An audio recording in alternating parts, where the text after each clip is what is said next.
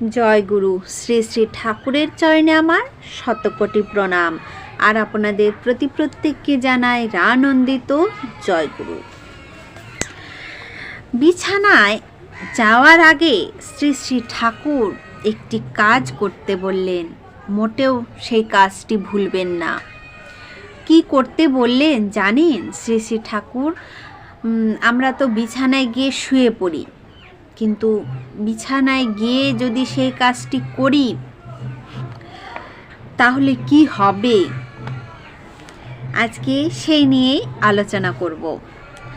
সত্যানুসরণে ঠাকুর বললেন, গুরুই হলো সাকার মূর্তি। তার জন্য এমন কাউকে অনুসরণ করে চলা উচিত যাতে জীবনে কোনো অবস্থাতে নিজেকে অসহায় যেন না লাগে। পরম দয়াল শ্রী শ্রী ঠাকুর ছিলেন মানুষের ভিখারি। তিনি সব দিনই মানুষ চাইতেন। তিনি বলতেন, যত পারিস মানুষ ধর। শুধু তার একটাই চাওয়া ছিল যে প্রত্যেকটা মানুষ সৎ পথে চলুক, আর এই সৎ নামে যেন প্রত্যেককেই নিয়ে নেয়। এই সৎ নাম যেন প্রত্যেককেই নিয়ে নেয়। তাই পরম পিতার বার্তা এই যে আমরা যেন ঠাকুরের কথা প্রত্যেকটি জায়গায় বলি এবং সৎ নাম নেবার জন্য প্রত্যেকটি মানুষকে বলতে পারি। তাহলে আজকে শ্রী শ্রী ঠাকুর আমাদেরকে বললেন শোবার সময় কি করতে হবে।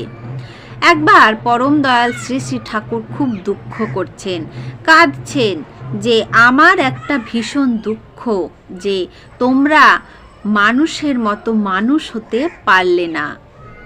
আর তোমার আর আমার একটা ইচ্ছা যে কিছু হও বা নাও হও, প্রকৃত মানুষ হও। এটা হলো ঠাকুরের পরম ইচ্ছা। তাহলে আমাদের ঠাকুরের এই ইচ্ছাটি কি পূরণ করা উচিত? আপনারাই বলুন। ঠাকুর যখন চাইছেন তখন আমাদের প্রকৃত মানুষ হওয়া উচিত।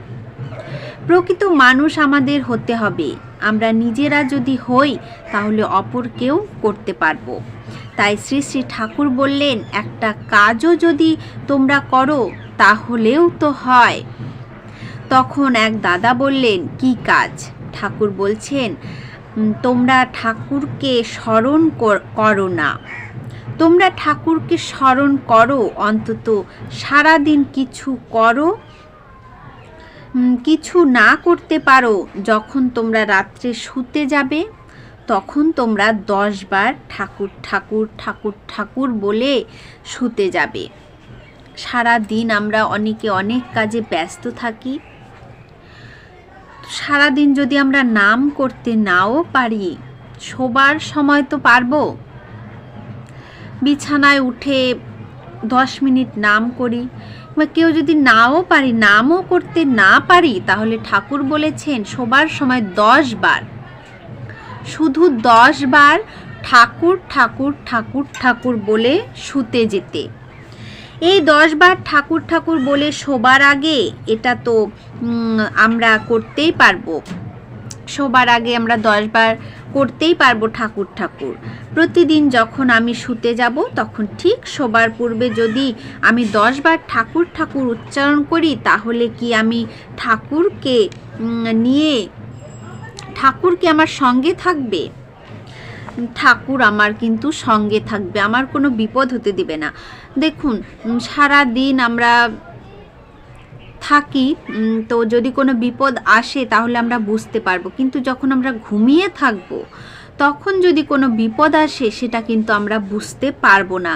তাই আমরা যদি 10 বার ঠাকুর ঠাকুর বলে ঘুমাই তাহলে কিন্তু ঠাকুর আমাদেরকে রক্ষা করবে। তো ঠাকুর তখন আমাদের স্মরণে থাকবে। মানে কি? তিনি আমাদের স্মরণে থাকবে। তিনি সর্বদাই আমাদের সাথে থাকেন, তবুও আমি তাকে স্মরণ করতে ভুলে যাই। তাই চলুন শোবার আগে প্রতিদিন অন্তত 10 বার ঠাকুর ঠাকুর বলে ঘুমোতে যাই। ঠাকুরের প্রতিটি আদেশ পালন করতে পারছি না, ঠিকমতো ইষ্টভৃতিও করতে পারছি না, ঠাকুরের বাড়িও যেতে পারছি না, তাহলে ঠাকুরের প্রার্থনা করতে পারছি না, ঠাকুরের বইগুলির চর্চাও করতে পারছি না। লোকের সঙ্গে যখন ঠাকুরের কথা বলি তখন আমাদের লজ্জা পেতে হয়। সবই বুঝলাম, যখন শুতে যাব তখন যদি আমি 10 বার ঠাকুর ঠাকুর বলি, ঠাকুর ঠাকুর করি নিজের জন্য, তাহলেও কিন্তু অনেকখানি মঙ্গল। যদি আমরা এই 10 বার ঠাকুর ঠাকুর বলি সেটা আমাদের নিজের জন্যই মঙ্গল। এরকম একটা ঘটনা আছে যে ঠাকুর, একটা ঘটনা বলেই দিচ্ছি, যে একটি মেয়ে নাম করে ঘুমোতো। তো মেয়েটি যখন নাম করে ঘুমোতো, প্রতিদিনই সেই মেয়েটি কিন্তু নাম করে ঘুমোতে যেত। সেই মেয়েটি কী করতো, নিজের হাতে সেই নামগুলো লিখতো, ঠাকুরের যে নাম আছে সে নাম তার হাতে লিখে ঘুমোতে যেত। হঠাৎ একদিন মেয়েটির খুব গরম লাগছে, সে ভাবছে আমি তো ফ্যান চালিয়ে ঘুমিয়েছি, হয়তো কারেন্ট চলে গেছে। হঠাৎ করে তাকিয়ে দেখে উপরে সিলিংয়ে ফ্যান নেই, তো সে ফ্যানটি পড়ে আছে খাটের নিচে, যেখানে ফ্যানটি পড়ার কথা ছিল তার মাথার উপরে, সেই ফ্যানটি তার মাথায় না পড়ে খাটের নিচে পড়ে আছে। তাহলে বুঝতে পারছেন নামের কতটা শক্তি আছে। আমরা যদি নাম নাও করতে পারি, 10 বার যদি ঠাকুর ঠাকুর বলে ঘুমোতে পারি, তাহলে কিন্তু আমাদেরই মঙ্গল। জানি না কোন বিপদ কোথা থেকে কখন আসবে, তাই আপনারা আগে থেকে সতর্ক হয়ে যান, আর রাত্রে শোবার আগে 10 বার ঠাকুর ঠাকুর বলুন। আজকের আলোচনা প্রসঙ্গ এই পর্যন্তই। জয় গুরু।